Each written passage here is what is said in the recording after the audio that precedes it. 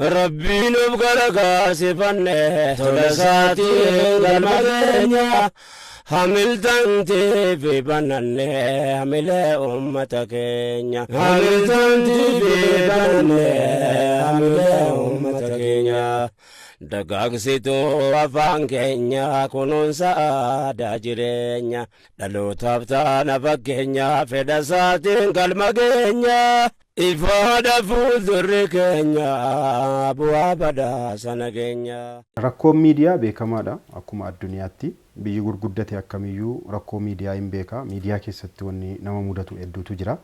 Rakkoo baajataatu nama mudata, rakkoo ogummaaf ogeessaatu nama mudata, rakkoo bakki si miijachuu dhabuutu si mudata. Rakkoo kana hunda uummanni osoo nu wajjin baadhate nu wajjin waan kana yeroo hunda inni baajata qabu baajata isaatiin, inni ogummaa qabu ogummaa isaatiin, inni meeshaa qabu meeshaadhaan, inni dandeettii addaa qabu dandeettii isaatiin miidiyaa kana bira dhaabbatee miidiyaan kun wanni inni hundaaheef kana eega tahe ana laallata si laallata isaan kana laallata isaan sana ilaallata jechuudhaan alatti hundinuu ana laallata jechuu ofitti fudhatee utuu ittiin nu bira dhaabbatee nu gargaaree silaa hawwii kooti. Kanas immoo waamicha yeroo hedduu numa goona hangi ta'e namni nu bira dhaabbata. Dammaqinsi miidiyaa bira dhaabbachuu akka biyyaatti laafaadha. Miidiyaa bira dhaabbachuun rakkoo miidiyaa ilaaluun qaawwa naannoo miidiyaatti argamu yookaan immoo ulaa naannoo miidiyaatti argamu kana hedduun namaan beeku. Uummanni kan inni argu iskiriinii irratti TV irratti yeroo tibaatee uffata qulqulleeffattee dhuftee qofaachitti si arga. Garuu rakkoo meeqa keessa baatee kan dhuftuudha. Karoorsuurraa jalqabee qindeessuurraa jalqabee eega qindeessitee kaatee ogummaadhaan bira dhaabbachuudhaan jalqabee meeshaa qindeessuun bakka jalqabee bakka istiidiyoo guutuu kana qopheessuun jalqabee sagalee qopheessuun jalqabee editoora isaa qopheessuun jalqabee poolisii isaa qopheessuun jalqabee wanni hundi kun karaa kana hunda keessa bahee yoo xiqqaate kiiloomeetirii 1000 ol deemeeti sagantaan kun iskiriinii ragaa. Uummanni keenya iskiriinii irratti qofa waan arge yookaan uffanni isaa maa dabee yookaan sagaleen isaa maa qulqullaa'uu dhabee yookaan maa akkas ta'e maa asiin bahee jechinni fayyadame kun sirrii miti kana taa'ee uummata ilaalu dhugaa qaba. Uummanni wanni inni ilaaluu qabu waanuma isatti mul'ate.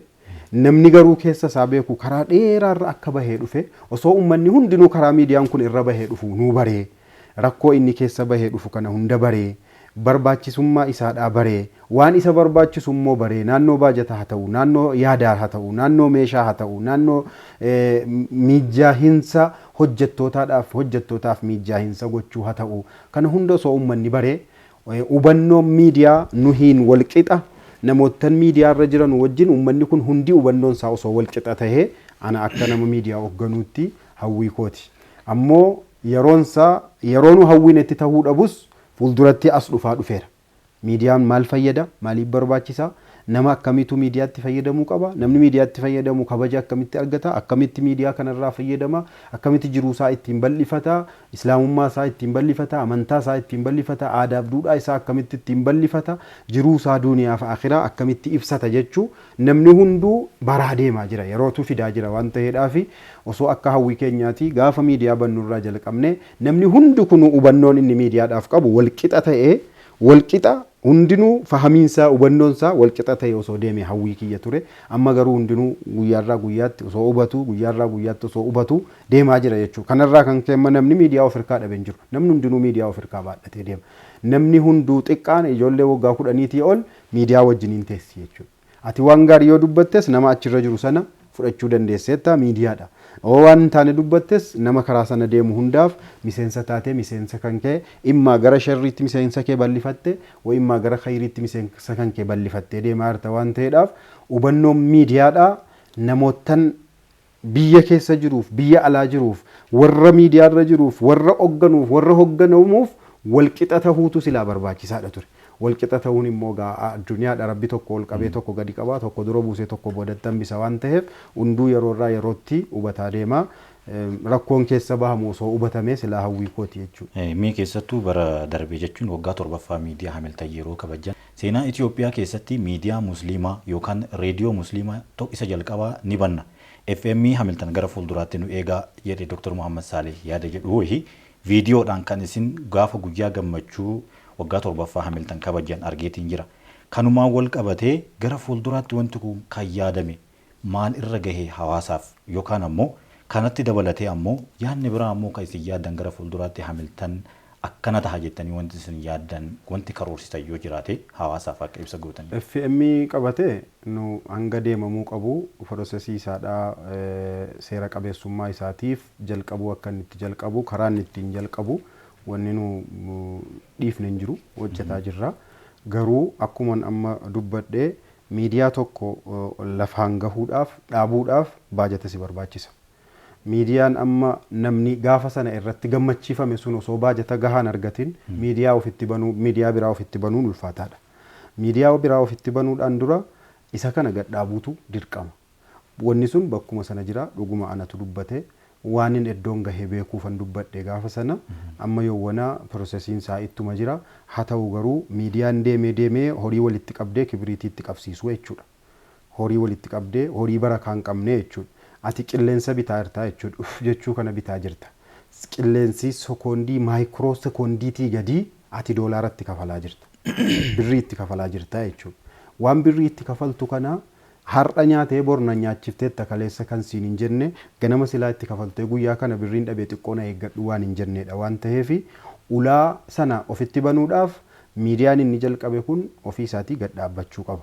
Nu istiidiyoo maqaa isaa mataa isaa dandahe waqfii mataa isaa maqaa isaa dandahe jennee gaafa sana yeroo eebbisiifnu ummanni keenya gammachuu guddaa simannaa guddaa waan kanaaf akka godhe natu beeka nan beeka.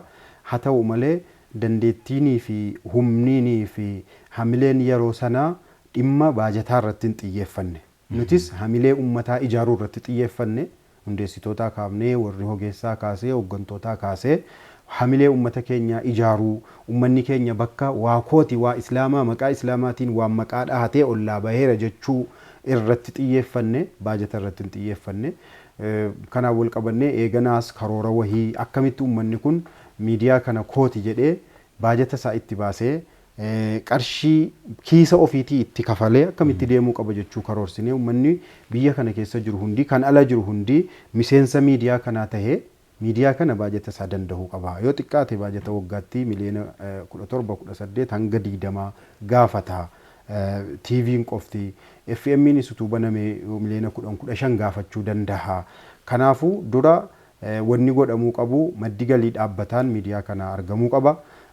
Ummanni miseensi dhaabbataan waan kana qabatee deemuu danda'u kiyya jedhee akka nama salaata isaa eeggatuutti waggaa waggaan eeggatee kan waan kana milkeessu akka nama maatii ofiitiif baajatii waggaadhaa qopheessuutti miidiyaa kanaaf qopheessu sadarkaa kanarra gahee ummanni kun kaardii miseensummaa fudhatee miidiyaa kana kiyya jedhee gaafa inni qabatee kiyya jechuu afaanii qofa sun tahin kiisaa itti baasee gaafa inni jedhee dhaabbanni biraa yookaan miidiyaan biraa itti dabalama waan jedhuudhaan xiqqoosii biraa lash jenne malee sun bakkuma isaadhaa jira. Kanaafuu gaafa humni argame yaadni kun humni argamnaan yaadni ittuma fufa. Hayyee kabajamtoota daawwattoota televezyiinii Hamiltan akkuma amma dooktorri asii yaada kaasan gara fuulduraatti wanti jabaan akka jiruu fi hawaasni musliimaa hundi Hamiltan kan kooti jedhee akka laalu asumaan yaada keenya isinii dabarsina. Hayyee dooktor mata duree keenya keessattuu kan guyyaa har'aa akkaan irratti xiyyeeffannutti yeroo deebinu waa'ee miidiyaa Hamiltan kana keessatti yuutuubiin Hamiltan kan hanga guyyaa har'aatti waggoota 8 kana keessatti keessattuu viidiyoo gara 1,500 fi sanii oli irratti fe'amee da'awaan hedduun irratti fe'amee wanti odeeffannoon uummata bira gahu hedduun irratti fe'amee jedhee dhiheenya kana yuutuubiin sun badeetiin jira. Kana irratti wanti isin jettan maaltu jira? yuutuubiin Hamiltan ulaa khayrii tokkotu uummatarraa hatame.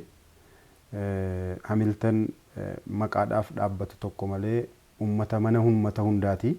Kiisa uummata hundaati. Moobaayila uummata hundaa keessaa hatame. Hattuu waan kana hatee uummata hate malee waan yuutuubii tokko qofa akkaawuntii tokko qofa hate miti. Wanni kun waan akkanaa inuma argama miidiyaalee garaagaraa irratti Hamiltan irratti takkaa nu mudateen beeku amma yoowwana. Amma garuu yuutuubii yoo xiqqaate followersaa gara 70,000tti dhiyaatu daawwattiin isaadhaa gara miliyoonaa olii kan tahe miliyoon isaadhaa gara 1,500 olii kan tahe waggaa dheeraadhaaf kan uummanni irratti tajaajilamaa ture sagantaa keenya hunda kan achirraa qabnu ka'umsa miidiyaa kanarraa kaasee kaan kan laayiviidhaan darbee kaan kan viidiyoon darbee kaan kan ergaadhaan darbee sagaleen kan darbee hunda sagantaa keenyaatii fi ta'abii waggaa dheeraa miidiyaan kun itti taa'abe kan of keessaa qabudha. Haqiiqatti yeroo viidiyoo achirra jiruuf daawwattoota achirratti ilaaluuf komentii achirra jiru yeroo yaadanne ibidda nutti qabsiisa nu guba. Hattuuwwan kana hate islaama hate ummata Itoophiyaa hate biyya hate hattuun immoo gara jabeessa sila caammaa ittiin deemtee masjiida galtee fudhatee si jalaa fudhatee deema miila duwwaa galaa caammaadhaan dhufee caammaa malee akkamitti gala jedhee si yaadu.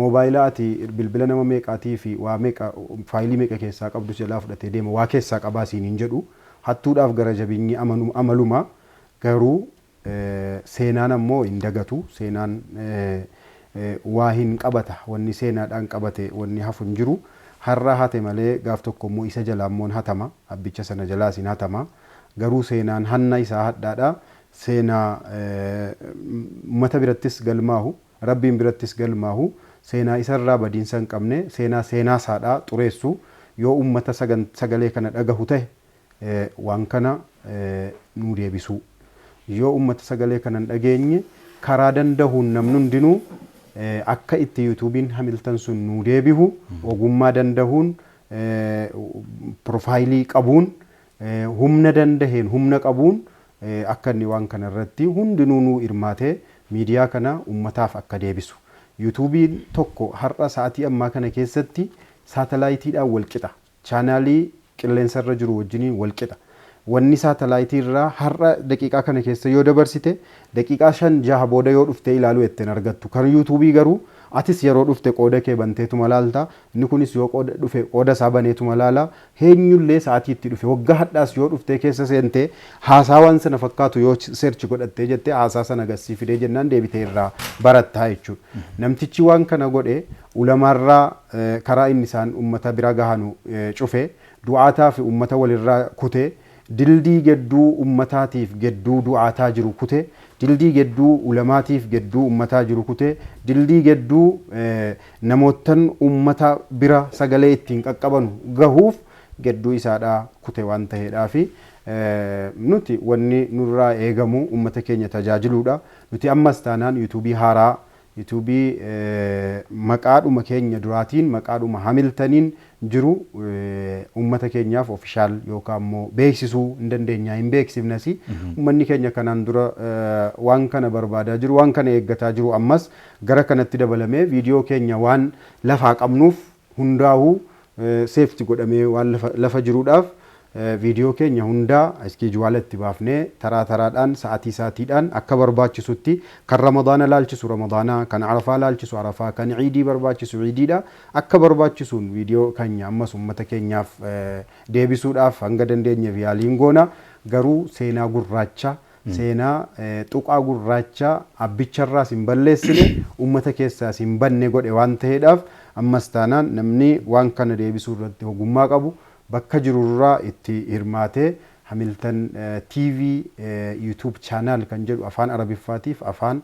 Ingiliffaatiif gamaaf gamanaa kan barreeffamee wal bira jiru liinkii isa durii namni hundinuu biraa qaba nuti isa haaraa gadhiifna yeroo isa haaraa kana galchan inni duriis maqaadhaan hin dhufa garuu yeroo dhufu maqaa nama biraa qabatee dhufa maqaa nama biraa fidee dhufa yuutuubii viidiyooleen keenya garuu hin mul'ata jalatti viidiyoon keenya hin mul'ata. Kana ummanni hunduu hubatee akka yuutuubii kana akka zamachaa itti bahee yookaan abbicharraa cufsiisu yookaan immoo yoo dandahame nuyi deebisuu irratti akka nu gargaaru yuutuubii sana irratti wanni hin taane kana booda yoo gadhiifame jedhe namni Hamilton jedhee seenee yoo irratti waan hin taane waan islaaman madaalle waan biyyan madaalle waan aadaa keenya madaalle waan kabajaa ummata keenyaa hin madaalle achirratti yoo arge nu hiimiti nu jalaa hatamee jira jechuu ummanni keenya asumaan nu hubatee daboo itti nu bahee itti nu hirmaatee hundinuu akka yuutuubii kana nu gargaaree nu deebisu asumaan waamicha kiyya dabarsa. Ayyeemee keessattuu bara kana bara miidiyaa hawaasummaa akkam isin nama kaaftan miidiyaan hawaasummaadha kanneen akka Facebook, TikTok fi yuutuubii kun miidiyaa saatalaayitiitiin wal qixa inumaayyuu caalee argame kana keessatti amma yeroo nu miidiyaa yuutuubii Hamilton isa haaraa beeksifnu kanatti namni viidiyoo kana laalu yookaan yuutuubiin Hamiltan kan duraanii hatameera kan jedhu namni dhagahu viidiyoo kana yeroo daawwatutti fakkeeffatee banee feek akkaawuntiidhaan hawaasni akka isaa san isa gargaaree sabiskiraayib godhuuf yookaan maatii isaa baay'isuuf gochuu danda'a. Kana irratti hawaasaan maal jettan? Asumatti aansee ammoo yuutuubiin kan Hamiltan ummanni akka seenee sabiskiraayib yookaan ammoo maatii ta'uuf wanti adda kaan irraa mallattoo wahii kaan irraa kan namni feekii banatu san irraa adda godhu. Kan yuutuubiin Hamiltan kun waan akkanaati wanti jettan yoo jiraate hawaasa biraan geettan. Tokkoffaa wanni adda nu godhuuti biraandiin keenya daawwaa islaamaati. Biraandiin keenya dhimma misooma biyyaatiif nageenya. Biraandiin keenya ustaazota jiru kana. Biraandiin keenya sheekotii jiru kana. Biraandiin keenya masjida. Biraandiin keenya waan guddina uummataa irratti xiyyeeffatudha waan ta'eef namni waan ittiif manaa bahee innuun beekamu. Ergaan achirra darbu feekii sana irratti darbuuf keenya irratti darbu adda jechuudha. Namoonni as irratti darban beekamaadha. Ergaan as irratti darbu beekamaadha. Wanni as irratti darbu beekamaadha. Barreeffamni keenya beekamaadha. Wanni hundinuu beekamaadha. Garuu nuti mallattoo addaa gochuudhaaf dura hanga tokko foloorii wahii dabalachuun dirqama. Namoonni as jalatti miseensa ta'anu jiraachuun dirqama. Namoota nama feesbuukii irraa qabnu gara kanatti akka dhufan, teelegiraamii irraa warri qabnu gara kanattis akka miseensa ta'an waamicha dabarsine.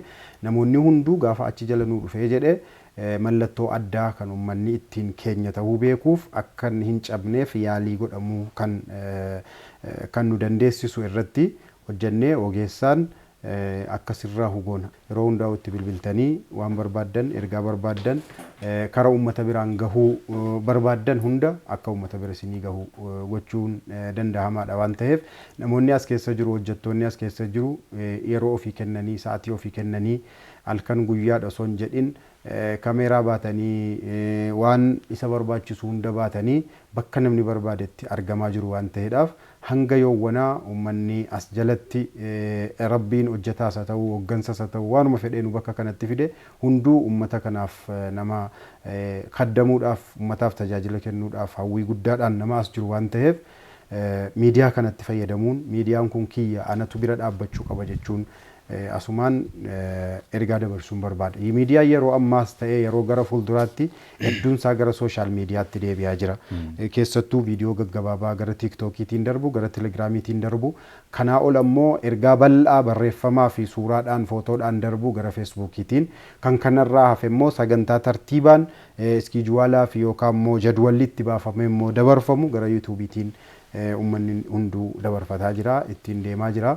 Hamiltanis gara fuulduraatti waan diijitaal miidiyaa agargilootii yookaan immoo sarvisii miidiyaa diijitaala gochuu irratti ammarraa kaasee yuutuubii isa kanarraa kaasee hunduu ammayyaawaa tahee akka miidhagaa taheen akka uummanni hawwuun uummata hawwatuun uummanni daawwachuudhaaf barbaaduun gara uummataatti bahee yuutuubii haaraa amma liinkiin isaa gadhiifamu kanaa waliin uummanni keenya waan gaarii akka irraa argatu koomentiilee sagantaa akkanaa osoo nuu dhiyeessitanii ergaa akkanaa osoo nuu dabarsitanii jedhee ergaa ofii keessoodhaan koomentiidhaan nuu deebisee bilbila achi jala jiru teelegiraamiidhaan haa ta'u waatsaappiin haa ta'u bilbila kallattiin haa ta'u miseejiidhaan haa ta'u waan fedheen ergaa isaadhaa gara mana isaa Hamiltanitti ergatee wanni isaa sun immoo gara uummataatti akka dhiyaatu gochuun hin danda'ama waan ta'eedhaaf yuutuubiin bade sun yeroo dheeraa itti ta'abamus yeroo dheeraan itti kennamee foloorii isaas viiyuun isaas guddifamus ammas uummatuma sana waan ta'eef homaa rakkoo hin qabu inni hattuun silaa akkasuma ammoo uummanni jira waan ta'eef kan ofii xiiqii keessa galee uummanni yookaan immoo wanni kun maaliif nurratti hojjetame daawwaa islaamaa ulaa daawwaa islaamaa tokko cufuudha ulaa aadaa keenyaa tokko cufuudha ulaa irraa waa uummanni keenya waa hubatu tokko cufuudha jedhee ofii isaatii nama qabu hundatti miseensa qabu hundatti hiriyoota qabu hundatti hundinuu liinkii waan kanaadha guruppii jiru hundarratti bakka jiru hundarratti liinkii kana babal'isee akka uummanni yeroo gabaabaa keessatti foloorii sunis deebihee miidiyaan kunis immoo miidiyaa humna qabaatu godhatee daawwaan babal'atee asirraa akka darbu gochuu asumaan du'aatatti sheekotiitti dargaggootatti hunduma namaattuu dhaamsa kana asumaan dabarsaa yoo rabbi jedhee insha Allah hin deebina wanni isaaf jedhamee manaa bahame humti tokko wanti irraa nama dhorgu hin jiru wanti irraa nama hajjabuu gaarraduu danda'u hin jiru waan ta'eedhaaf ummanni keenya har'arraa kaasee waan kana kooti jedhe yoo qabatee jedhe guyyaa tokkotti foloora 100,000 galchuu danda'a waan ta'eedhaaf yoo Rabbi jedhe nus sirriitti irratti hojjechuudhaaf qophiidha hojjettoonni keenyas qophiidha ajandaaleen garagaraas qophaa'eera viidiyoon adda addaas qophiidha wanni hundinuu wanni nu rakkisu tokko hin jiru namni qofti keessatti seenee subscribe godhee waan kana itti owwaatee manicha keessa galee miseensa Hamilton ta'uun qofti gaafii keenya hawwii keenya ergaa keenyas. Ayyeme televezyiiniin Hamilton kun keessattuu seenaa ummata Oromootis ummata Musliimaatis ka biyya keenyaa kana yeroo wal qabatu televezyiinii seena qabeessa TV tokkicha ummanni biyya keessaatti akkasumas warri biyya alaa taa'ullee kan qabudha. Kanumaan wal qabatee ummanni Oromiyaa keessas akkasumas biyya alaas jiru kana fuuldura televezyiinii Hamilton waan jedhu kanarraa karaa sooshaal miidiyaa isaatiin ta'uu danda'a karaa garagaraatiin haga inni isa bira gahu maal irraa eeguu qaba kan jedhuu fi ittuma ansitanii ammoo yaada xumuraa ummanni maal eeguu qaba yookaan ammoo dhaamsa gama keessaniitiin darbitan dabarsitan yoo qabaattan. Miidiyaarraa wanni eegamu informeeshina. Miidiyaan gara sooshaal miidiyaa ta'uu gara maas miidiyaa ta'uu miidiyaarraa namni wanni inni eegu informeeshina. Barumsis informeeshina waan ta'eedhaaf macluumaata waan dhagahamu eega namni irraa waan dhagahamu kana keessatti ammoo waan haaraa eega. Yeroo tokko ummanni keenya maaliif kana caala nuu miidhagsitanii nuu bareechitanii kana caala nuu oowwiftanii sagantaalee garagaraa hojjettanii dookumeentarii adda addaa fiilmii adda addaa hojjettanii bakka namni jiru hunda deemtanii waraabdanii maa hin godhinii jedha. Kuni garuu humna irratti rarraa hanga dandeenyeen waan ummanni nurraa eeguu barumsa isaadha barumsa damee garagaraa damee adda addaa irratti qindaa'e jechuudha. Damee dargaggootaa irratti damee dubartootaa damee dhiiraa damee manguddoo damee masjida keessaa darbuu damee gabaa ilaallatu damee bittaa gurgurtaa damee fuudhaaf heerumaa ilaallatu damee barumsa ilaallatu damee leenjii garagaraa ilaallatu hunda hanga dandeenyeen nuti ummata biraan gahuudhaaf qophiidha. Wanni ummanni eeggatu hundi garuu bakkaan gahamuuniif yoo ummanni sun waan kana bakkaan gahuudhaaf humna ta'ee dhufee xarabeezaarra dhufee si wajjin taa'een alatti ummanni kana eeggata jechuu ani muun danda'u hundinuu ati waan tokko eeggatta inni kun waan tokko eeggata kun waan tokko eeggata hundinuu hawwiin ummataa hawwii adda addaati waan ta'eedhaaf hanangan dandahee waan mana kana keessaa ummatarraa bakka bu'ee maddisiisuu danda'u burqisiisuu danda'u as keessaa gadi kennuun anaaf itti gaafatamummaa kiyyaa itti gaafatamaa hojjettoota kiyyaati. Ammoo ummanni wanni isin gadi kennaa jirta kun gahaa miti waan kana jijjiirtanii fuula akkanaatiin nuu fiduu qabdu jechuun gaafii isaatii deebisuun immoo waajiba keenya jechuudha hanga dandeenyeen. Kanaafuu miidiyaan hunduu kaayyoo ittiin gadi bahu qaba. Miidiyaan hunduu waan ergaa dabarfachuu barbaadu qaba. Nuti ergaa keenya himneerra kaayyoo keenya himneerra. Kanammoo bal'ifachuu kan danda'u ummata.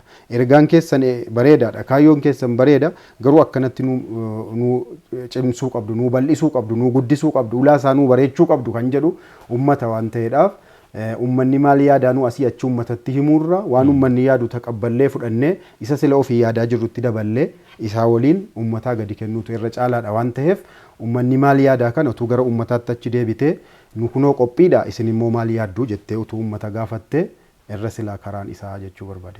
Hayyee Dr. Muhammad Salih Jamal Daayirektara Televezyiinii Hamilton osoo hojiin baay'een yookaan ammoo biizii taatanii jirtanii dhimma Hamilton kana itti dhimmamuudhaan akkuma mata duree isaa Hamilton hamilee ummataa kana jajjabeessuudhaaf daayirektara taatanii daayirektara ta'uu qofaa miti akka hojjetaatitti gadi buutanii hojjettanii yeroo hunda itti cinqamtaniitti rakkattanii asiin gahuu fi gara fuulduraatitti illee yaada itti fufa jedhu qabattanii hawaasa keessaniif bahuu keessaniif an akka miidiyaa Hamiltonitti guddaa galatoomaa isiniin jedha. Galatoom ulfaadha. Tolee kabajamtoota daawwattoota televezyiinii Hamilton yaada guyyaa har'aa ka'e keessaa tokkoffaa ummanni musliimaa naannoo Oromiyaa akkasumas Oromiyaadhaan ala jiraatu hundisaa televezyiinii Hamilton cinaa dhaabbachuudhaan karaa qabeenya isaatiin karaa beekumsa isaatiin akka bira dhaabbatudha. Inni lammaffaan yaada guyyaa har'aa ammoo yuutuubii Hamilton isa lammaffaa yookaan kan haaraa baname kana namni hunduu akka maatii ta'uu waamicha isinii dhihaateedha. Turtiin waliin taasiftaniif guddaa galatooma. Rabbiin of gargaarsifanne tola isaatiin galma keenya Hamilton TV bananne hamile ummata keenya Hamilton TV bananne hamile ummata keenya Dagaagsitu afaan keenya kunuunsa aadaa jireenya dhalootaaf taana fakkeenya fedha isaatiin galma keenya ifaadha fuuldurri keenya bu'aa badhaasa nageenya.